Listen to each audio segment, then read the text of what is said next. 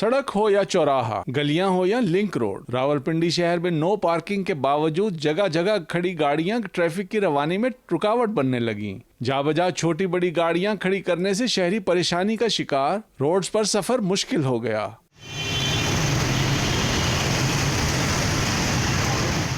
सूरत हाल पर traffic police ने lifter squad का एक्शन तेज कर दिया। लिफ्टर स्क्वाड मरी रोड समेत शहर भर में कार्रवाइयां करते ट्रैफिक में खलल का बायस बनने वाली गाड़ियों को मौका से हटा रहे हैं। Chief traffic officer Rawalpindi Taimur Khan ने इंचार्ज लिफ्टर स्क्वाड को कार्रवाई में कोई नरमी न बरतने के अहकाम जारी कर दिए।